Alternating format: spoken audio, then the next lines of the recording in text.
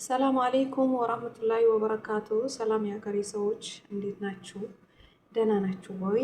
እና ዛሬ አንድ ነገር ላሳያችሁ ነው የመጣሁት። እንግዲህ አብረን እንሰራለን ማለት ነው። ምንድነው እሱ? መኮሮና አብረን እንሰራለን ማለት ነው። መኮሮናውን ለመስራት ምን ምን ያስፈልገናል የሚለውን እናያለን። ቀለል ያለ መኮሮና ነው የሚሰራው። እዚህ ጋር 2 ራስ ሽንኩርት አለኝ፣ ፍልፍል ሩሚ፣ ፍልፍል አክዳር፣ ፍልፍል አህመር አለኝ፣ ቱም አለኝ፣ ነጭ ሽንኩርት ማለት ነው፣ ድጃጅ ሰድር አለኝ። እነዚህን ከታትፌ ተመልሼ እመጣለሁ። ይሄ ሁሉንም ነገር አጣጥበን ጨርሰናል። ከታትፈን ደግሞ እንገናኝ። ይሄው ከታትፈን መጥተናል። ሽንኩርታችን በዚህ መልኩ፣ ይሄው ቺክናችን በዚህ መልኩ በዚህ መልኩ ይሄም ተከታትፏል ማለት ነው።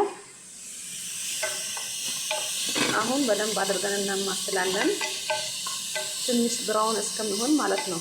ማለት በጣም ብራውን መሆን የለበትም። ለልጆች ቀለል ያለ ምግብ ነው እንግዲህ።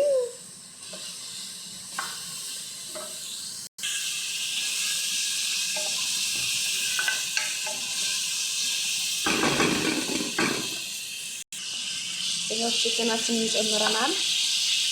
ሽንኩርቱ አንድ ላይ መብሰል አለበት። በኋላ ሽንኩርቱ በጣም ከበሰለ በኋላ አሁን ይሄን ቺክኑን ብጨምረው ሽንኩርቱ ይጠቁራል።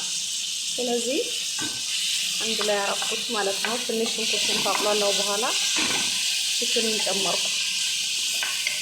አንድ ላይ ነው መብሰል ያለበት አንዳንዱ እንዳይጠቁር ማለት ነው።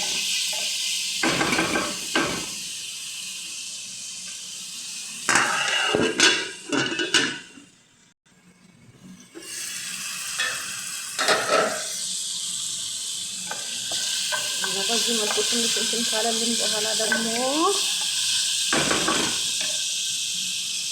እንደዚህ እንጨምራለን ማለት ነው።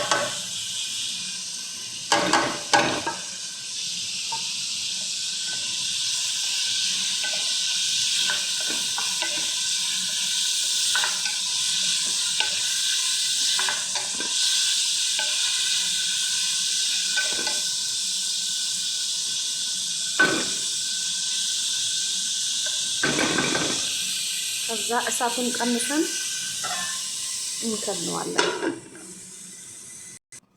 ከዛ የመኮሮናችን ውሃ ደግሞ በዚህ መልኩ ጤደነዋል። ትንሽ ዘይት ጠብ እናደርግበታለን። ዘይት መብዛት የለበትም ጋይስ። ትንሽ ጨው እናደርጋለን። በቃ ውሃው ሲፍለቀለቅ መኮሮናችንን እንጨምራለን፣ እናበስላለን።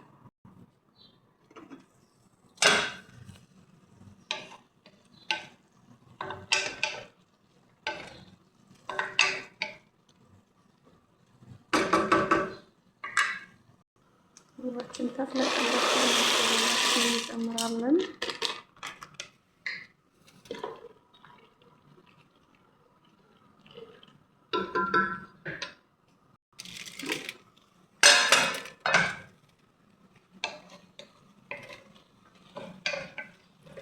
እየበሰለ ነው።